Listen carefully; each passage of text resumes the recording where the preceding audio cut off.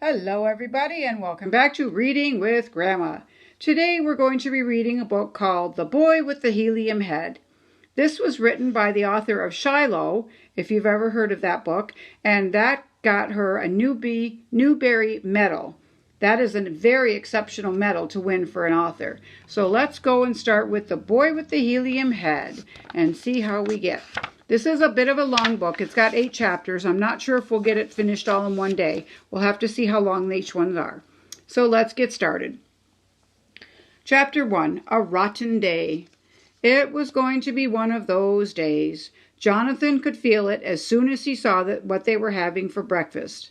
"Not cream of wheat," he said.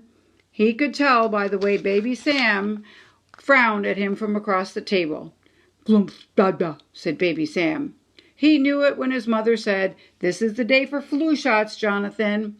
And he was sure of it when he remembered that Duke Duncan was going to beat the daylights out of him for sitting on his sandwich.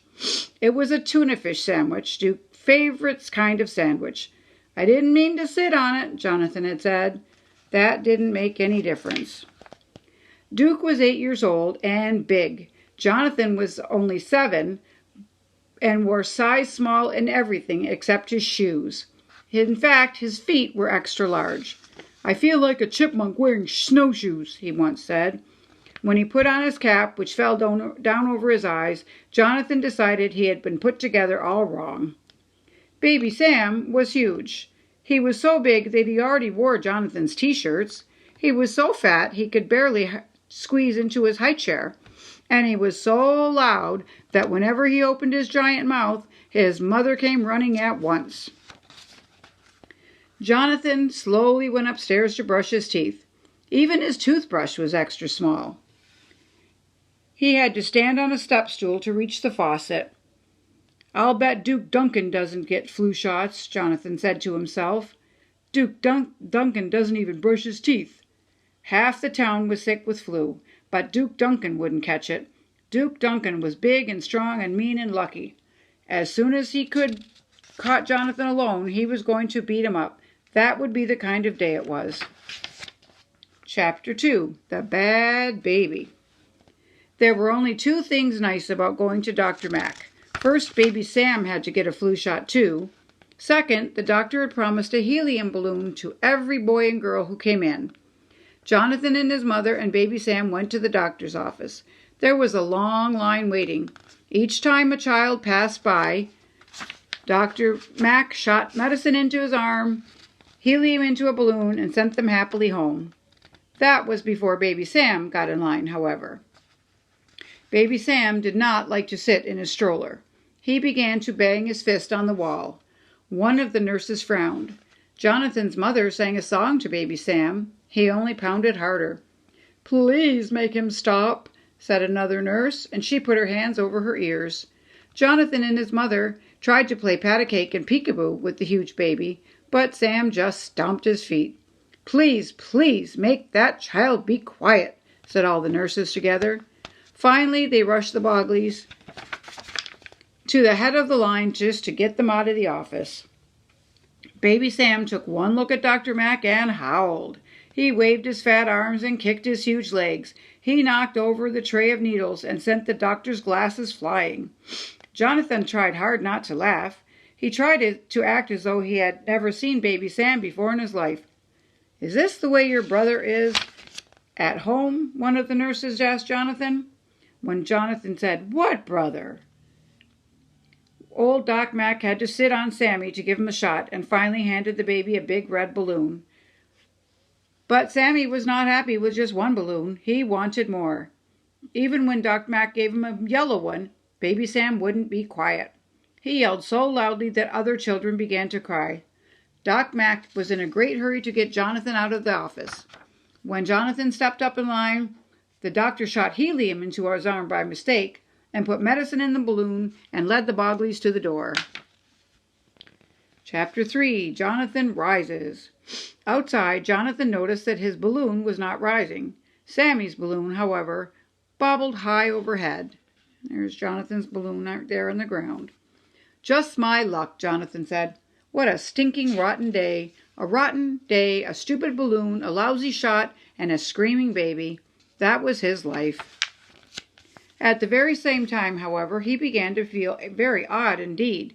He followed along behind his mother, but something seemed to be wrong with his feet. They hardly touched the sidewalk at all. Jonathan stared down at his shoes. He carefully put one foot in front of the other. Now he was sure of it. Yes, he was rising. Suddenly, a big hand grabbed hold of Jonathan's arm. A big voice said, "I've been looking for you, Jonathan Bogley. I am going to teach you something about sitting on a sandwich." There stood Duke Duncan, with his two big fists in front of his chest. At that moment, however, Jonathan rose. Duke's right fist came forward, but Jonathan was not there. Duke Duncan went spinning around and around. And Jonathan went up until he was even with the telephone wires.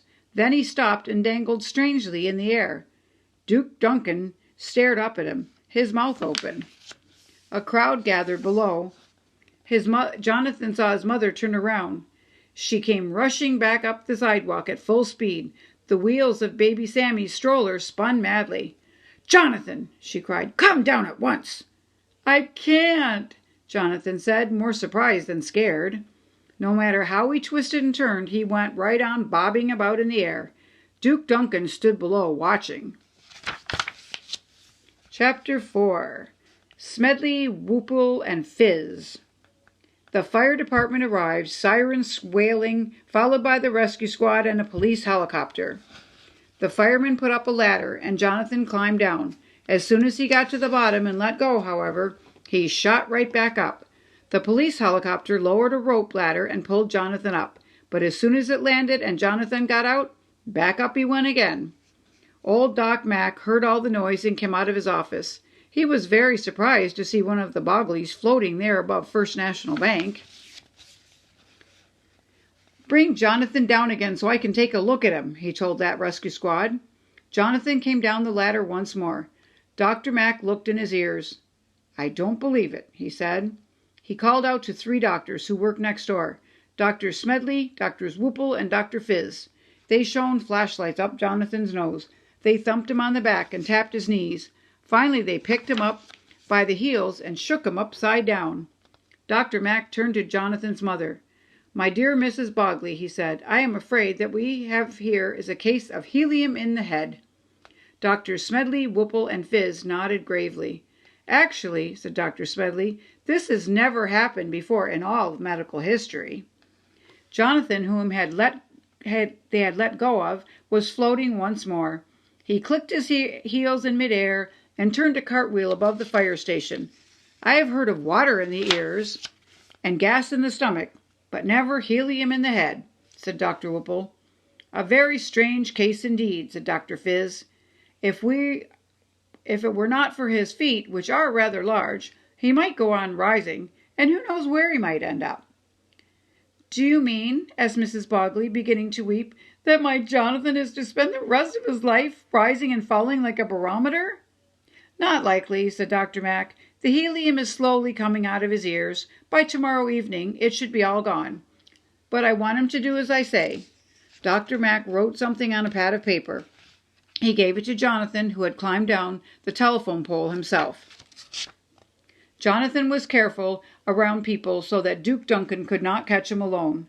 The piece of paper said, "No crawling in chimneys, obey all traffic signals, watch for low ceilings. Also, drink plenty of water and keep your shirt on," said Dr. Smedley, Whoople, and Fizz. So I'm going to stop the book here at the end of Chapter 4, and we will finish it tomorrow. So I hope you enjoyed the first 4 episodes of The Boy with the Helium Head. Leave a comment on what you think, if this could really truly happen, and we'll finish off the story tomorrow. Everybody have a super good day, and don't forget to keep reading. Bye now.